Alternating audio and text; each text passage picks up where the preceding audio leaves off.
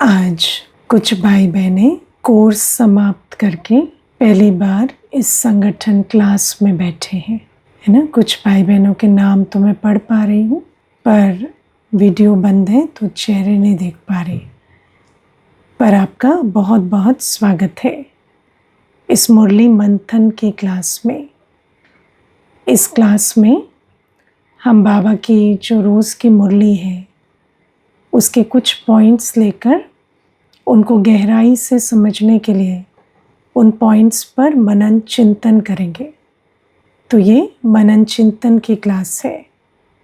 तो पहले हम समझेंगे कि मुरली क्या है। तो बाबा, शिव बाबा जब ब्रह्मा बाबा के तन में प्रविष्ट होते हैं तो जो महावाक्य बाबा ब्रह्मा बाबा के तन से उच्चारते हैं उन्हें हम मुरली कहते हैं। मुरली क्यों? क्योंकि ये ज्ञान के गीत है ना। जिस गीत को सुनकर आत्मा जैसे है ना बिल्कुल मगन हो जाती है।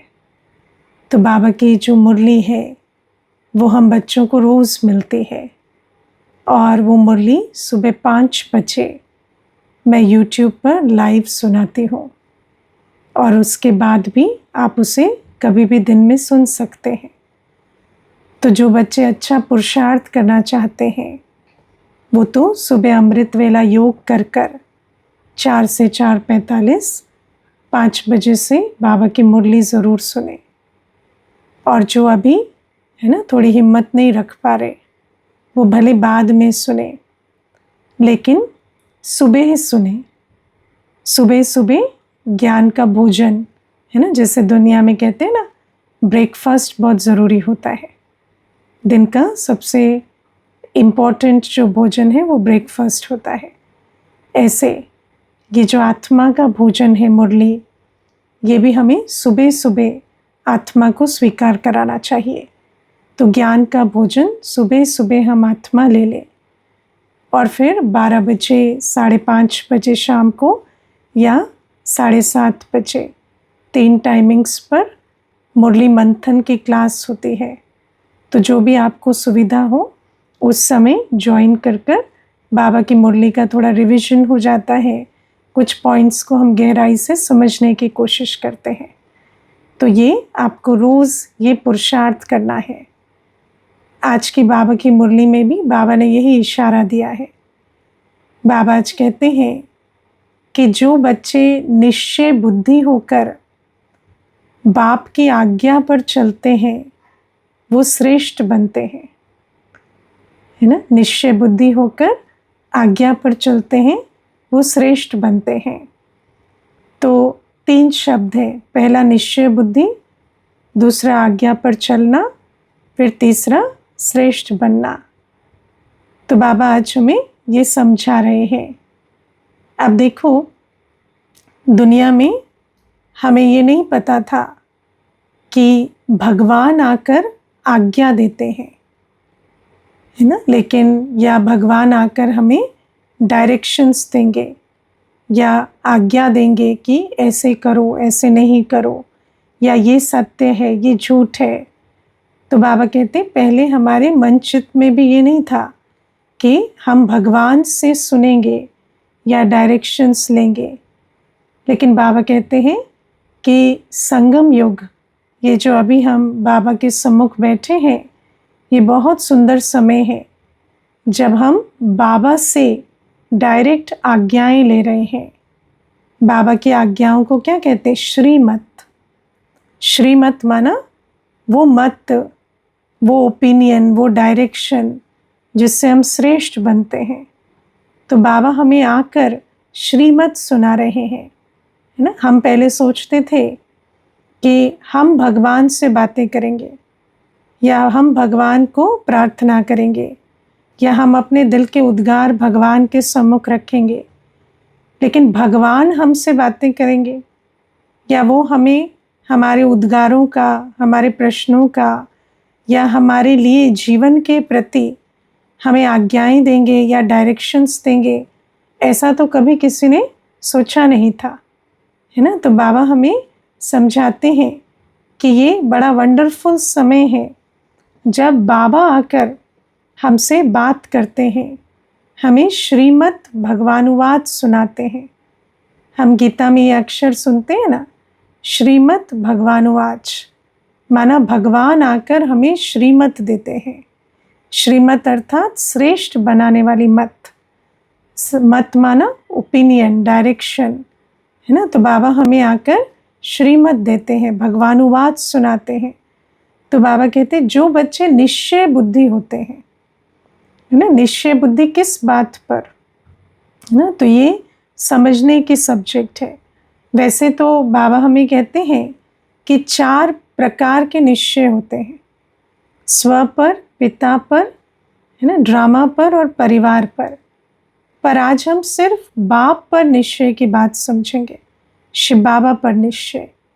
तो आप देखो दुनिया में आप किसी को सर्वे करो, है ना, या वैसे ओपिनियन पोल लो और लोगों को पूछो, है ना, भगवान के बच्चों को पूछो कि आप भगवान पर निश्चय रखते हैं, है ना, तो क्या कहेंगे? हाँ रखते हैं।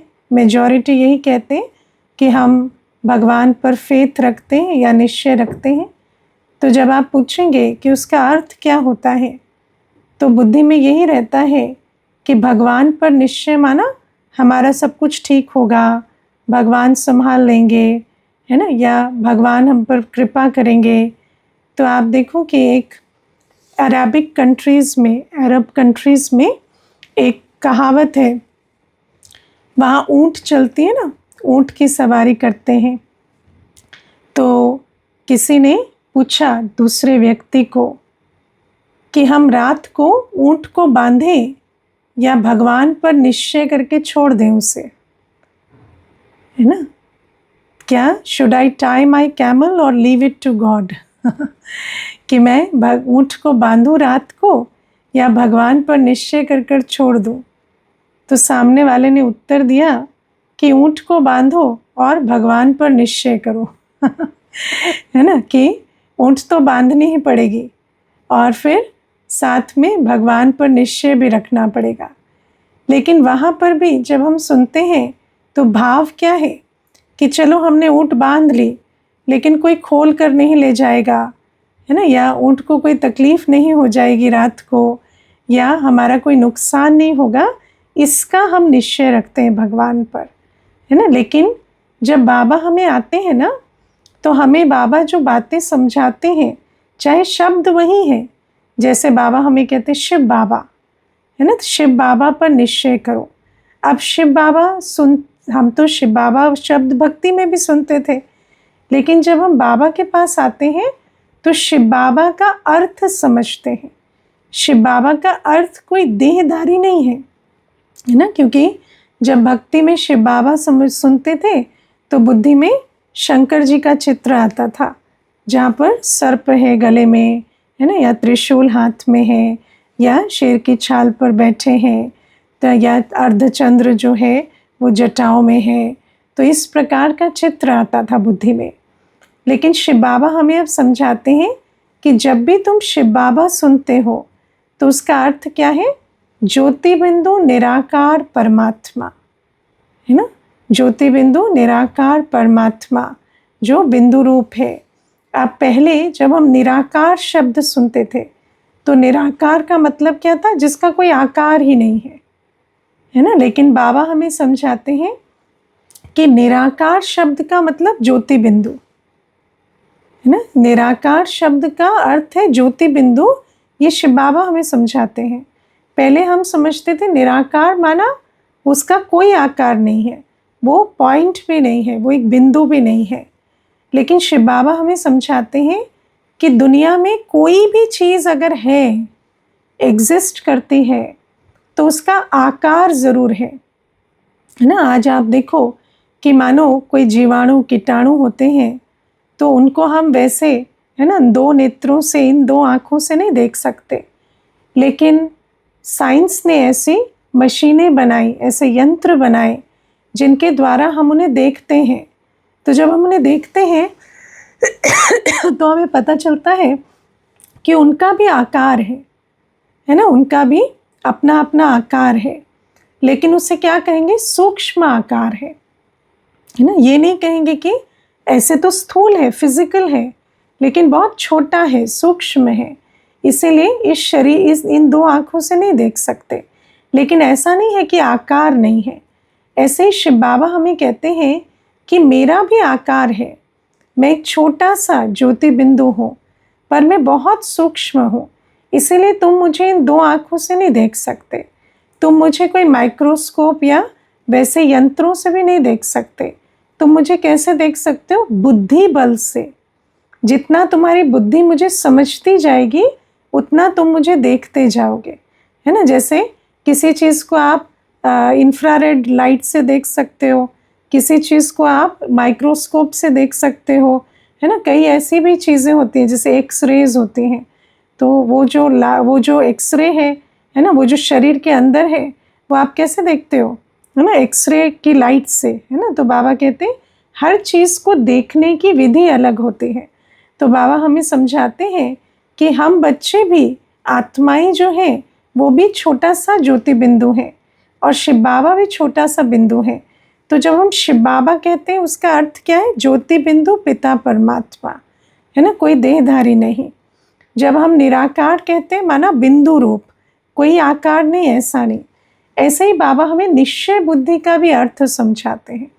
जब हम अब कहते हैं कि मुझे शिव बाबा पर निश्चय है, तो इसका मतलब क्या है, शिव बाबा ने मुझे अपना जो परिचय दिया है, जो मुझे बाबा ने मुरली के द्वारा समझाया है, जो मुझे शिव बाबा ने परमधाम से आकर अपने विषय में बताया है, जो बातें आपको कोर्स में बताई गई, क्योंकि वो जो कोर्स में बताई गई वो बातें हम अपने मन से नहीं बता रहे, वो शिव बाबा ने जो बातें हमें सुनाई वो सुना रहे हैं।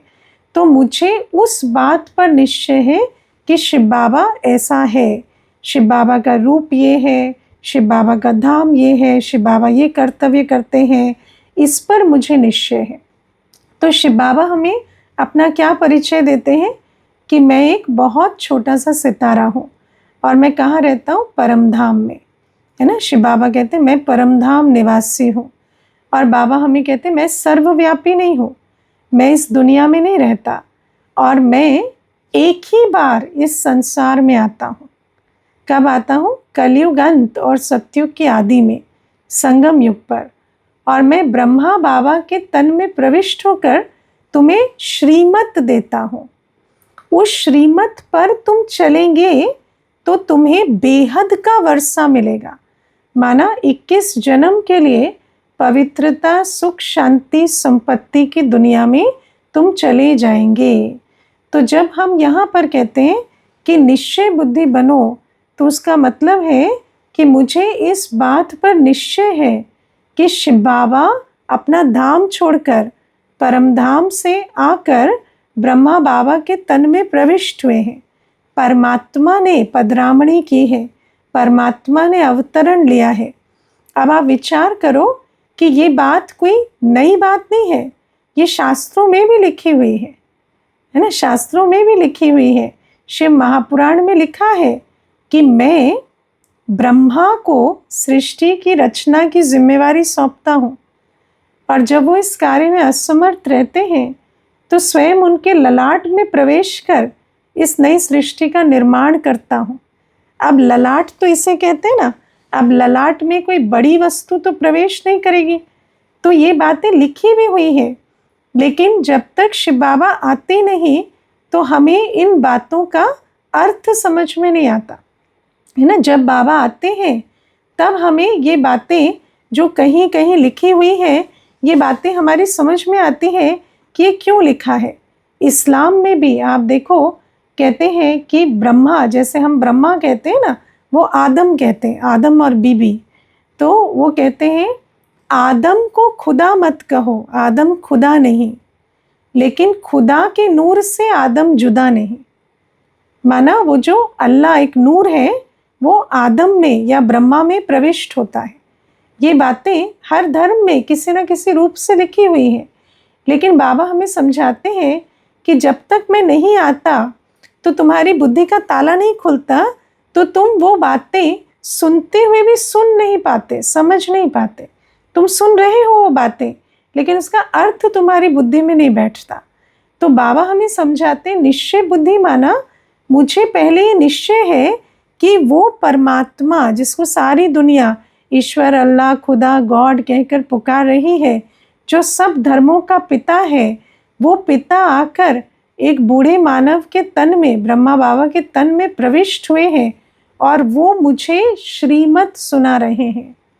और मुझे निश्चय है कि ये जो भगवान का वायदा है कि मैं जब जब धर्म की ग्लानि होती है तो अनेक धर्मों का विनाश, एक सत धर्म की स्थापना के अर्थ आता हो, उस वायदे अनुसार बाबा आकर अब एक सत धर्म अर्थात सतयुग की स्थापना कर रहे हैं, है ना, या स्वर्ग में हमें लेकर जा रहे हैं। और मुझे ये निश्चय है कि अगर जो बाबा मुझे मुरलियों में सुनाते हैं, ये भगवान की वाणी है जो मुरली है, और अगर बाबा मुझे जो मुरली में सुनाते हैं वो मैं करूं, जो डायरेक्शन देते हैं उन पर चलूं, तो मैं मनुष्य से देवता बन जाऊंगी।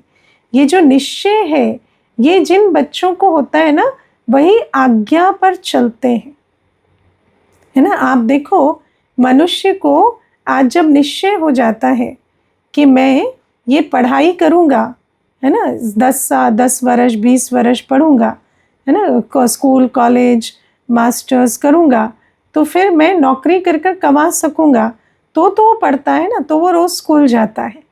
अगर उसको निश्चय ना हो तो वो मेहनत उससे पहुँचेगी नहीं, वो मेहनत वो कर नहीं सकेगा।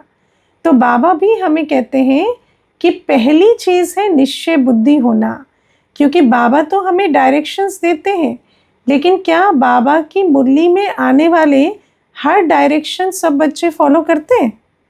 कौन कौन 100% फॉलो करते हैं, है ना। 100% बहुत कम फॉलो करते हैं।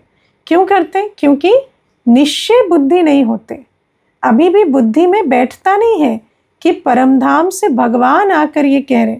आप सोचो, भक्ति में किसी के स्वप्न में भी, कोई स्वप्न भी देख लेते थे ना कि भगवान आकर कह रहे हैं कि ये दान करो या ये मंदिर बनाओ, तो एकदम उस कार्य में लग जाते थे, है ना, क्योंकि स्वप्न में भगवान ने दर्शन दे दिए। और आप सोचो, यहाँ भगवान परमधाम से आकर हमें रोज़ ये करो, ये मत करो, ये सत्य है, ये झूठ है, ये सब समझा रहे हैं, लेकिन फिर भी हम झूठ पर चलते हैं, सत्य पर नहीं चलते। ये क्यों होता है? क्योंकि निश्चय की कमी है। और निश्चय बुद्धि कैसे बनते हैं? जितना हम, जो बाबा हमें सुना रहे हैं, विचार करके देखो, है ना। बुद्धि, जब आत्मा का चैप्टर पढ़ते हैं तो उसमें क्या है, बुद्धि में तराजू का चित्र दिखाया है। तो हर बात को तौलो, देखो तौल कर कि जो मैंने अब तक समझा मुझे वो राइट लग रहा है, या जो मुझे शिव बाबा कह रहे हैं अभी वो राइट है। और जितना आप बाबा के ज्ञान को सोचते जाएंगे ना, विचार चलाएंगे, परखेंगे कि ये राइट या वो राइट, तो फिर भगवान पर भी निश्चय होगा कि हाँ, बाबा ही आकर ये बातें हमें समझा रहे हैं। तो जो निश्चय बुद्धि बनते हैं, वो बाबा कहते हैं उनकी निशानी क्या है, वो हर आज्ञा पर चलते हैं, है ना। और बाबा की आज्ञाएं क्या है? तो सबसे पहली आज्ञा है बाबा की कि रोज मुझसे ज्ञान अमृत पियो, रोज मुझसे, मैं जो मुरली चलाता हूँ वो सुनो, मैं ज्ञान का सागर हूँ, मैं तुम्हें सत्य सुनाता हूँ, उस सत्य को सुनो, है ना। बाबा हमें कहते हैं आज मुरली में कि इस दुनिया में झूठ ही झूठ है। इस दुनिया को क्या कहते हैं? झूठी माया, झूठी काया, झूठा सब संसार, है ना। और बाबा कहते हैं सच जो है वो छिप गया है ना। आज बाबा कहते हैं जैसे जौहरी होता है ना, तो सिर्फ जौहरी को पता होता है कि ये सच्चा हीरा है, और बाकी मेजॉरिटी जिनको नहीं पता वो नकली हीरे को ही असली समझते, है ना। और जो झूठ होता है वो सच जितना फेमस कैसे हो जाता है? झूठ और सच में कंफ्यूजन क्यों क्रिएट होता है? एडवर्टीजमेंट के कारण है ना। जो बात बहुत प्रचलित होती है, जिसे सब सुनते हैं, सब मानते हैं ना, वो झूठ भी सच हो जाता है। मैं आपको एक छोटी सी बात सुनाती हूँ। आज आप देखो, आपको कितनी सारी चीज़ें जो आप खाते हैं, पीते हैं, पता चल रहा है ना कि ये सब में ये मिलावट है, वो मिलावट है। पर हम बहुत सालों से, है ना, खाते आए हैं या पीते आए हैं। जैसे मान लो बहुत छोटी सी चीज़ है ना, आइसक्रीम्स जो दुनिया में बनती हैं, ब्रेड बनती है। धीरे धीरे अब वो सच उजागर हो रहा है कि किस प्रकार से मैन्युफैक्चर होते हैं, या इसमें पाम ऑयल यूज़ होता है या ऐसी चीज़ें। लेकिन आप सोचो, अभी भी बुद्धि उसको समझती नहीं है, क्योंकि इतने समय से उसको यूज़ किया है, इतना उसका स्वाद रस बैठा हुआ है कि बुद्धि अभी भी समझ नहीं पाती कि ये जो है ये शरीर को नुकसान करने वाली चीज़ है। अभी भी भ्रम में रहते हैं। मैं आपको एक बहुत इंटरेस्टिंग बात बताती हूँ। आजकल ना कल्चर्ड पर्ल्स, कल्चर्ड हीरे, है ना, आजकल वो आते हैं जो जिसको आजकल कल्चर्ड डायमंड्स कहते हैं। तो जो डायमंड्स हैं वो नकली है ना, बनाए हुए हैं, लेकिन उनको आजकल इतनी एडवर्टाइजमेंट की जाती है कि मनुष्य की बुद्धि कंफ्यूज हो गई है। तो अभी पीछे ना एक भाई थे, तो वो किसी को लेन देन करनी थी उनको। तो मुझे कहते हैं, दीदी वैसे तो हम इस समय पर असली हीरे देते थे, लेकिन आजकल तो वो जो आते हैं ना कल्चर्ड डायमंड, वो भी बहुत अच्छे आते हैं और उसके प्राइस भी कम होते हैं, तो क्या वो दे दें? तो मैंने उनको कहा कि वो तो नकली होते हैं। कहते नहीं नहीं दीदी, नकली नहीं होते हैं, वो ऐसे कल्चर्ड होते हैं। मैंने कहा मतलब नकली होते हैं ना। तो बहुत बहुत देर के बाद उनकी बात बुद्धि में बैठी कि वो तो नकली होते हैं, लेकिन एडवर्टीजमेंट ऐसी चीज़ होती है, इतना बताया जाता है, कहा जाता है कि वो जो झूठी बात है वो सच लगने लगती है। जब मेजॉरिटी एक झूठ को बोलते हैं, जब मेजॉरिटी एक झूठ को स्वीकार कर लेते हैं ना, तो सच लगने लगता है ना। तो बाबा हमें समझाते हैं कि अब मैं तुम्हें सच और झूठ का अंतर समझाता हूँ, है ना। आप सोचो कि हम कितने जन्मों से ये सुनते आए हैं कि आत्मा निर्लेप है और शरीर जो है वो पाप पुण्य का भागी बनता है ना, या शरीर ही पाप करता है या शरीर ही पुण्य करता है। लेकिन बाबा हमें समझाते नहीं, आत्मा शरीर के द्वारा करती है और आत्मा में संस्कार जो है वो बैठते हैं, है ना। आत्मा जो कर्म करती है उसका संस्कार आत्मा के अंदर धारण होता है। ये कितना बड़ा झूठ और सच का अंतर है, क्योंकि हम अनेक जन्मों से अनेक लोगों से ये बात सुनते आए हैं, इसीलिए हमें ऐसा लगता है नहीं, आत्मा तो सदैव निर्लेप रहती। लेकिन बाबा हमें समझाते हैं आकर कि आत्मा ही सतो प्रधान, सतो रजो तमो के चक्र में आते हैं और अभी आत्मा को पवित्र बनाना है ना। कभी भी हमने ये नहीं सुना था कि आत्मा को पवित्र बनाना है या आत्मा पतित बन गई है, तो और उसकी विधि की तो बात ही छोड़ दो, लेकिन आत्मा पतित बनी है ये बात भी कभी नहीं सुनी थी, क्योंकि ऐसा समझते थे कि शरीर जो है वो पतित हुआ है, इसलिए शरीर का स्नान करते थे, है ना। पानी की गंगा में किसका स्नान हो रहा है? शरीर का ना, क्योंकि आत्मा को तो पानी छू भी नहीं सकता। तो क्यों जाकर समझते हैं कि गंगा स्नान करने से या डुबकी लगाने से हम पावन हो जाएंगे? क्योंकि समझते हैं कि शरीर पर पाप का लेप छेप चढ़ा है। तो बाबा हमें समझाते हैं अभी कि ये झूठी बात है, शरीर तो बस एक इंस्ट्रूमेंट है। बाबा हमें समझाते हैं, जैसे मान लीजिए आपने किसी को हाथ से थप्पड़ मारा, है ना, तो हाथ जेल थोड़ी जाएगा। हाथ को पाप थोड़ी चढ़ेगा, क्योंकि हाथ तो एक इंस्ट्रूमेंट है ना। लेकिन हाथ को चलाने वाली कौन है? निर्णय लेने वाली कौन है? आत्मा है। तो वो जो आत्मा है उसने शरीर के द्वारा कर्म किया और उस आत्मा को उसका जो संस्कार के रूप में उसका जो कट है या जंक है वो आत्मा पर चढ़ती है। तो ये बातें हमें बाबा ही आकर समझाते हैं, लेकिन बाबा कहते हैं तुम्हें इस पर बहुत विचार करना पड़ता है, क्योंकि जब तक हम अपनी बुद्धि का प्रयोग नहीं करेंगे तो पुरानी बातें इतनी बुद्धि में बैठी हुई हैं कि ये नई बातें हमारी बुद्धि में धारण नहीं होती। है ना। फिर बाबा हमें समझाते हैं क्योंकि आत्मा पतित बनी है तो आत्मा को पावन बनाना है, और आत्मा तो पावन ना अग्नि से बन सकती, ना कोई जल से बन सकती। कई बार क्या होता है, कहते हैं नज़र चढ़ गई, नज़र लग गई, तो अग्नि से पार करा रहे हैं ना, या अग्नि से जो है शुद्धिकरण कर रहे हैं। या आप सोचो कि हम शास्त्रों में सुनते हैं कि सीता मैया को, है ना, क्या किया, अग्नि परीक्षा देनी पड़ी अपनी प्योरिटी को ये करने के लिए, सिद्ध करने के लिए, क्योंकि अग्नि जो है उसकी ताप उसको नहीं लगेगी जो पावन है। या अग्नि से पावन बनाने की विधि करते हैं, या जल से पावन बनाते हैं।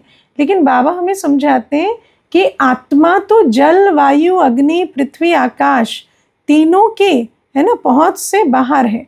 आत्मा तो सूक्ष्म है, आत्मा को तो पानी भिगो नहीं सकता, आत्मा को आग जला नहीं सकती, है ना, आत्मा को कोई मिट्टी में दफन नहीं कर सकते।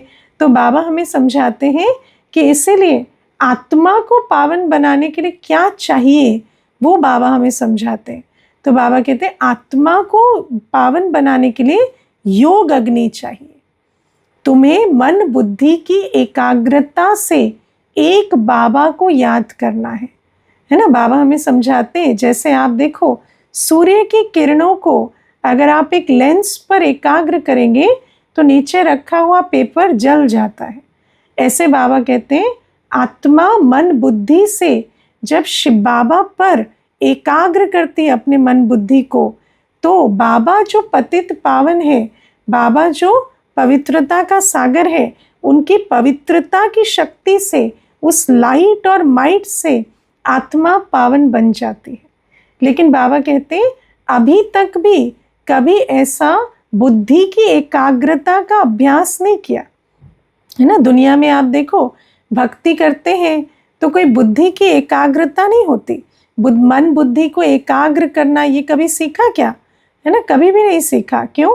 क्योंकि भक्ति में भी क्या करते हैं, मानो हम किसी देवता को भी देखते हैं, पहले तो क्या करते हैं, मंदिर जाते हैं तो पहले आंख बंद कर लेते हैं, है ना, आँख ही बंद कर लेते हैं। हर जो बुरी चीज़ है दुनिया में उसको आंखें खोल खोल के बड़ी कर करके देखते हैं। और जब जाएंगे मंदिर और सुंदर देवी या देवता का चित्र दिखेंगे तो आंखें ही बंद कर लेंगे, है ना। उसके बाद क्या, उनके बारे में भी विचार करें, ऐसा कुछ नहीं होता। आंखें बंद करते हैं, भले मुख से कुछ गा लेंगे या मुख से कोई कीर्तन या भजन करेंगे, लेकिन बुद्धि तो उस समय भी भटकती रहती है। या तो हाथों से माला फेरेंगे तो भी बुद्धि जो है वो भटकती रहेगी। बुद्धि की एकाग्रता का अभ्यास या पुरुषार्थ कभी भी हम भक्ति में करते नहीं। इसीलिए बाबा हमें समझाते हैं कि अभी तुम बच्चों को आज्ञा मिली है, पहले तो तुम्हें समझ मिली है कि सच और झूठ क्या है। तो झूठ क्या है कि शरीर पतित बनता है, सच क्या है, आत्मा पतित बनी है, पुनर्जन्म लेते, शरीर के द्वारा कर्म करते। और आज्ञा क्या देते हैं बाबा कि मुझ आत्मा को याद करो, मुझ परमात्मा को याद करो, अपने को आत्मा समझ मुझे याद करो तो तुम्हारे विकर्म विनाश होंगे। और बाबा कहते हैं इस याद के लिए तुम्हें क्या करना है, मन और बुद्धि दोनों की एकाग्रता चाहिए। क्योंकि आप देखो कई बार आजकल भी ज्ञान में भी आप देखना, कई बार आप ऐसे शब्द सुनते हैं, क्योंकि सुनाने वाले अनेक होते हैं तो सब अपनी विधि से सुनाते हैं। तो कई बार हम लोग एक शब्द सुनते हैं, एफर्मेशन करिए, है ना, मैं आत्मा हूँ, मैं शांत हूँ, या शिव बाबा की याद में हूँ, एफर्मेशन करिए। लेकिन एफर्मेशन में मन बुद्धि दोनों काम नहीं करते। मेडिटेशन या योग एफर्मेशन से बहुत अलग है, इसको समझना है। हम जब एफर्मेशन करें, सपोज मैं थॉट क्रिएट कर रही हूँ, मैं आत्मा हूँ, मैं शांत हूँ, लेकिन ज़रूरी नहीं कि मैं बुद्धि से आत्मा को अनुभव कर रही हूँ, नहीं। लेकिन जब हम बाबा को याद करते हैं तो उसमें मन और बुद्धि दोनों इकट्ठे काम करने चाहिए। बुद्धि क्या करती है, बुद्धि चित्र बनाती है, बुद्धि अनुभव करती है, और मन सोचता है। तो मुझे थॉट क्रिएट करनी है माइंड में, और बुद्धि से मुझे देखना है शिव बाबा को, है ना, अपने को आत्मा, और मेरे सामने बाबा, और बाबा से बहुत लाइट और माइट, प्रकाश और शक्ति मुझ आत्मा में समा रही है। ये विजुअलाइज करते हुए ये अनुभव करते हुए, क्योंकि पहले पहले रियलाइज़ नहीं होगा, पहले पहले विजुअलाइज होगा, विजुअलाइज करते करते रियलाइज़ होगा कि हाँ ये बात राइट है, क्योंकि पहले पहले हम बाबा से जुड़ नहीं पा रहे हैं, है ना। पहले पहले हम कोशिश कर रहे हैं, अभ्यास कर रहे हैं, फिर धीरे धीरे जब वो जो तार टूटी हुई अनेक जन्मों से जुड़ने लगेगी तो आपको रियलाइज़ होने लगेगा, उसमें एफर्ट कम हो जाएगा। लेकिन पहले पहले आपको मेहनत करनी पड़ेगी कि बुद्धि से आप विजुअलाइज कर रहे हैं कि बाबा परम धाम में है या मेरे सामने है और मैं एक छोटा सा बिंदु हूँ और बाबा से बहुत सारे लाइट और माइट, प्यार, शक्ति, पवित्रता का प्रकाश ये मेरी तरफ आ रहा है। सफ़ेद प्रकाश है ना, बहुत अच्छा क्लीन प्रकाश है ना, सफ़ेद प्रकाश वो मेरी तरफ आ रहा है। और बाबा कहते वो प्रकाश मेरे अंदर समाता जा रहा है। और ये विजुअलाइज करते हुए थॉट क्या क्रिएट करने हैं कि मैं आत्मा पवित्र बन रही हूँ, शिव बाबा की याद से मेरे अनेक जन्मों के विकर्म विनाश हो रहे हैं।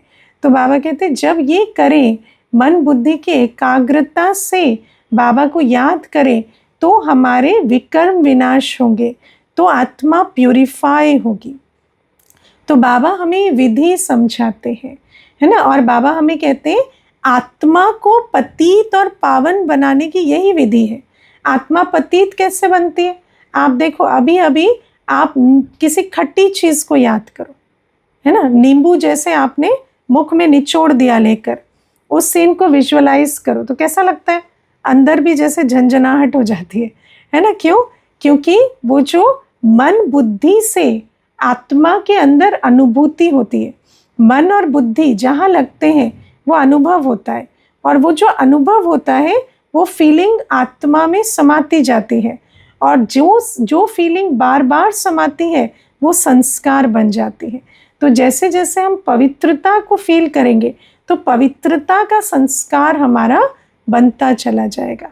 तो इसीलिए बाबा हमें कहते हैं मेरी पहली आज्ञा है कि तुम रोज़ मेरी मुरली सुनो, क्योंकि उस मुरली में मैं तुम्हें सब आज्ञाएं देता हूँ। तो जो मुरली तुम्हें मैं जो कह रहा हूँ, मेरे जो डायरेक्शंस हैं उन डायरेक्शंस से मिलाती है, उस मुरली को कभी मिस नहीं करो।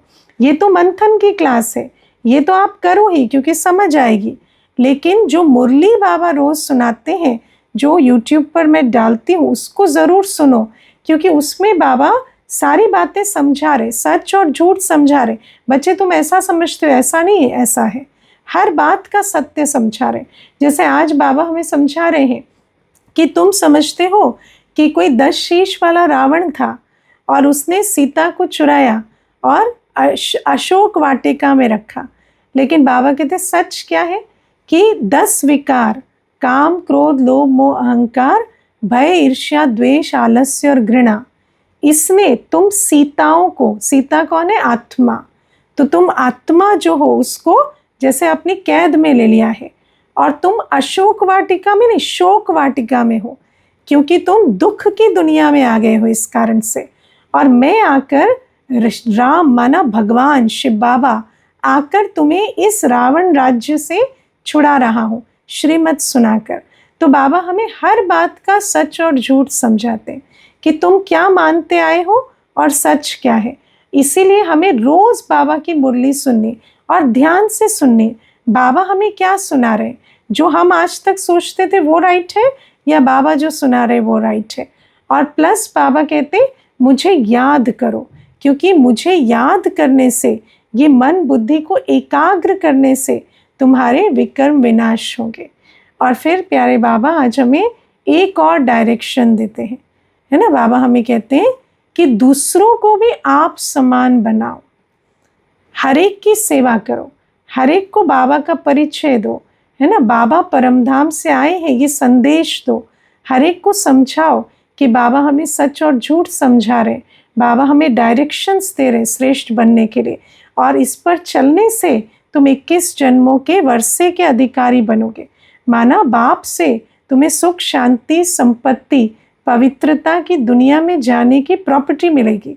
तो ये बातें बाबा कहते हैं सबको समझाओ, क्योंकि बाबा कहते हैं कि सतयुग में राजा, रानी, प्रजा, नौकर, चाकर, चंडाल सब होंगे है ना। चंडाल कौन होंगे?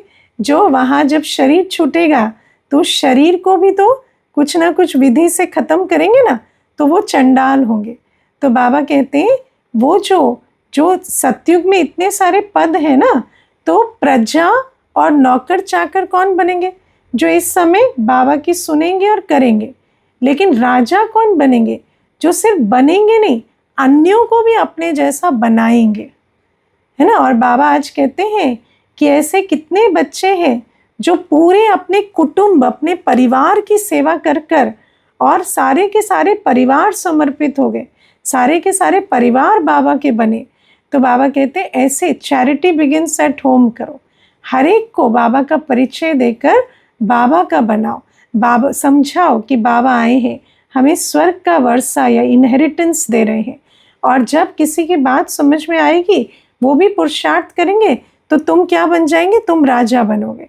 तो आज बाबा की 3 आज्ञाएं हमें अटेंशन देनी। एक, मुरली कभी मिस नहीं करनी, रोज भगवान के भगवानुवाद सुनने हैं। दूसरा, बाबा को याद करना है मन बुद्धि की एकाग्रता से। बुद्धि भटकेगी क्योंकि अनेक जन्मों से भटकती आई है, कभी मन बुद्धि को एकाग्र किया नहीं है, लेकिन उस बुद्धि को फिर बाबा की याद में लगाना है। और तीसरा, सबको परिचय देना है। तो हम क्या बन जाएंगे? श्रेष्ठ। श्रेष्ठ माना देवता जैसे। बाबा कहते हैं अभी कोई भी श्रेष्ठ नहीं है, अभी सब भ्रष्ट है।